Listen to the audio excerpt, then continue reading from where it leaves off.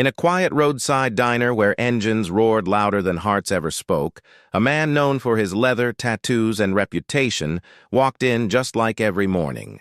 He wasn't there for trouble, only for coffee and silence. But that day, something was different. Behind the counter stood the cook, a black woman whose smile didn't quite reach her eyes. Her lips, once warm with laughter, now carried faint bruises she tried to hide. Most people would have looked away. But he didn't. And what followed would change both of their lives, and that small diner, forever. The diner sat at the edge of a quiet highway, the kind of place where truckers stopped for coffee. Locals came for comfort and strangers left without names. Its neon sign flickered like a heartbeat against the night, casting red and blue reflections across worn chrome counters and faded photographs on the wall. Every morning before the sun rose, the cook arrived first. Her name was May.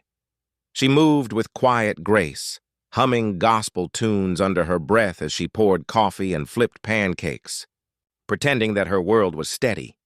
He came not long after, a man most people crossed the street to avoid. Leather vest, heavy boots, a beard that carried miles of road dust. People whispered his name, half in fear, half in awe. They called him Wolf. To some he was a biker, to others a sinner. But to this diner he was just another soul looking for warmth in a cold world. Every morning, their routine never changed. She brewed the coffee. He took the corner seat. A nod, a half smile, and the sound of rain tapping the windows. But on that morning, the air felt heavier. May's usual brightness had dimmed, her movement slower, her eyes shadowed by something unspoken. When she turned to pour his cup, the light caught her face just enough for him to see what others missed. Faint marks on her lips, the kind that pain leaves behind. Wolf didn't know her story. But in that instant, he felt something stir, a mix of anger, pity, and protectiveness he hadn't known he still had. He didn't speak. He just watched, wondering how someone who carried so much kindness could also take so much hurt. And somewhere deep inside, a decision began to form.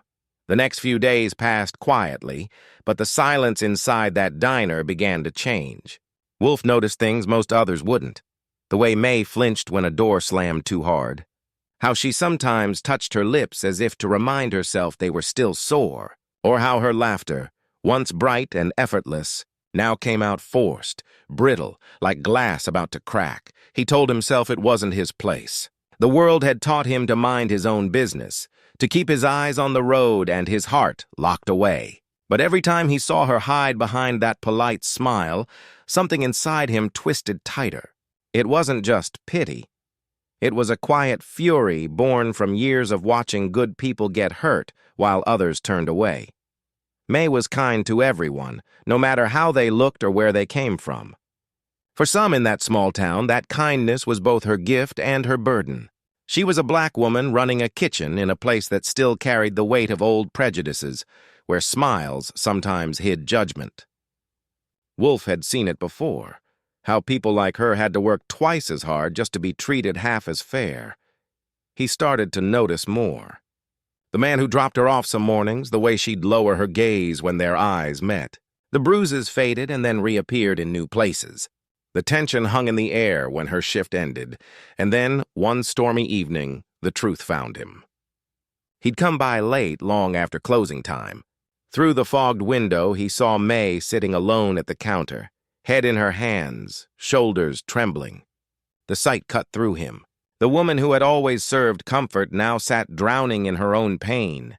He didn't walk in right away. Instead, he stood under the neon light outside, rain soaking his jacket, his mind wrestling between anger and restraint. In another life, he might have solved problems with fists.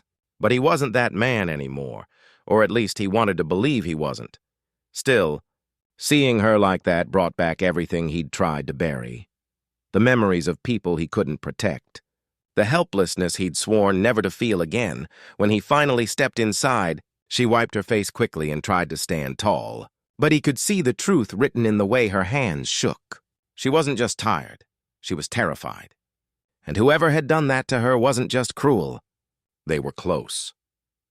That night, as the storm howled outside, Wolf sat in silence long after she left. The untouched coffee in front of him went cold, but his thoughts burned hot. He knew what he had to do. The question wasn't if, it was how.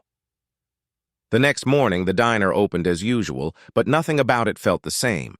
The storm had passed, leaving puddles that shimmered in the sunrise. May was there, as always, trying to pretend that her world hadn't cracked open the night before. She moved through her routine, but the rhythm was gone. Each movement was slower, each breath heavier. Wolf sat in his usual seat, watching quietly. He had spent the night replaying everything: the bruises, the fear in her eyes, the silence that screamed louder than words. He wasn't a hero. He wasn't a preacher. But he had lived long enough to know that ignoring pain only helped the ones who caused it. As the morning crowd trickled in, so did he, the man who dropped May off some mornings. He was tall, rough around the edges, with the kind of smirk that made Wolf's stomach tighten. He leaned over the counter like he owned the place, like he owned her. May's body stiffened. Her eyes lowered again, and that was enough. Wolf stood up, slowly, deliberately. The room seemed to hold its breath. He didn't raise his voice or make a scene. He just walked over and stood beside her, not in front, not behind, but beside. A silent statement that said everything words could not. The man glared, ready for a fight, but Wolf didn't flinch. His calm was louder than rage. The cook's trembling stopped, if only for a moment. Sometimes power doesn't come from noise. It comes from presence, from showing someone they're not alone when the world has told them they are. The man muttered something under his breath. But when he met Wolf's eyes, whatever courage he thought he had dissolved. He backed away, muttering curses that no one listened to. The bell above the door jingled as he left, and with it, the tension that had gripped the diner finally broke. May's hands trembled again, but this time, not from fear. It was relief, gratitude, maybe even the first spark of safety she'd felt in a long time. For the first time in weeks, the diner felt still. The rain had stopped, the morning rush had faded, and the neon lights buzzed softly above the counter. Wolf sat in his usual seat, staring at the cup of coffee she'd just poured. Neither of them spoke. They didn't need to. Something had shifted, wholly but quietly. She may no longer try to hide her bruises. Not because she was proud of them, but because she had finally realized they didn't define her. Pain doesn't disappear overnight, but it starts to lose its power when it's no longer carried alone. In the days that followed, Wolf stopped by often, never prying, never asking for details.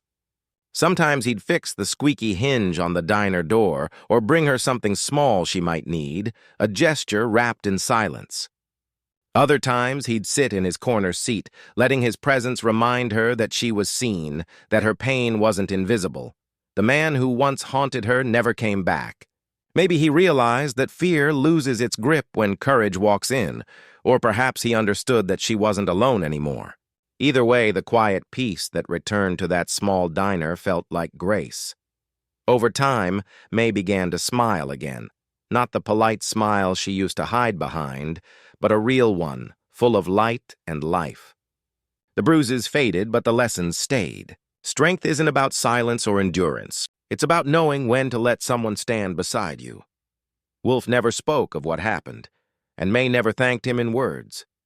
But every morning, when she handed him his coffee with that gentle, healed smile, gratitude filled the space between them. In a world still scarred by judgment and cruelty, their small act of kindness stood like a quiet rebellion. A reminder that compassion has no uniform, no color, no boundaries, because sometimes the people we least expect become the ones who remind us that love, in its most valid form, is simply the courage to care.